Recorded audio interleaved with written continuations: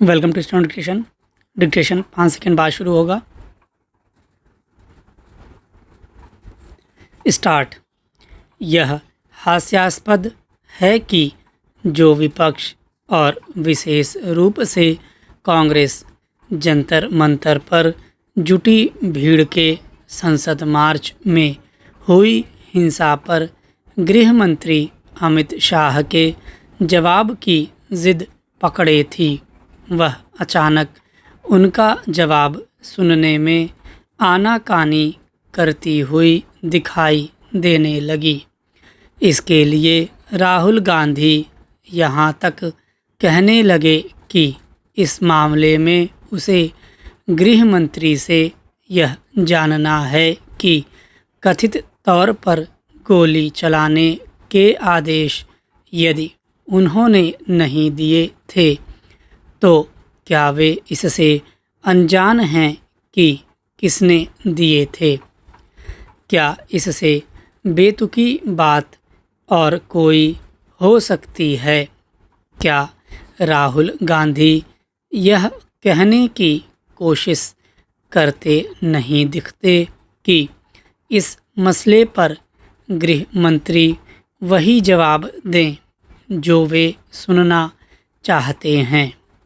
हैरानी नहीं कि कल को वे यह कहते दिखाई दें कि सरकार को विपक्ष के सवालों के जवाब में जो कुछ बोलना है वह इसका निर्धारण खुद करेंगे। उनके इसी विचित्र रवैये के कारण सत्ता पक्ष के सांसद संसद परिसर में ऐसे बैनरों के साथ दिखे कि राहुल गांधी भागो मत। उनसे झारखंड में छात्रों पर लाठीचार्ज के मामले में भी जवाब मांगा गया।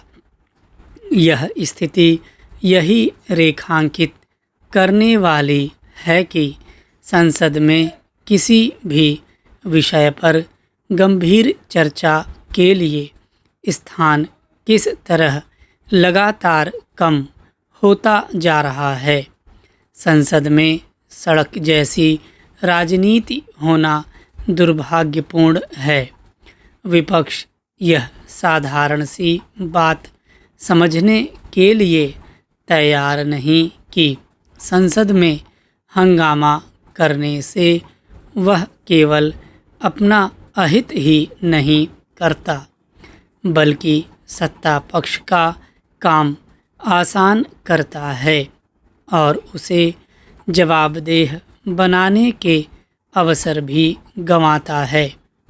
विपक्षी दलों को यह नज़र आना चाहिए कि उनके हंगामे के बाद भी कई विधेयक पारित होते जा रहे हैं। क्या इसका सीधा मतलब यह नहीं कि विपक्ष की दिलचस्पी यह जानने समझने में कतई नहीं कि किसी प्रस्तावित कानून में क्या प्राविधान किए जा रहे हैं। यह ठीक नहीं कि संसद में विधेयक बिना चर्चा के पारित हो जाए, लेकिन ऐसा हो रहा है। इसके लिए विपक्ष ही अधिक जिम्मेदार है। वह संसद को बंधक बनाकर आवश्यक कामों में अड़ंगा लगाने के साथ जिम्मेदार विपक्ष की अपनी भूमिका का एक तरह से जानबूझकर परित्याग भी कर रहा है। ऐसा उसके हंगामा प्रेम के चलते हो रहा है।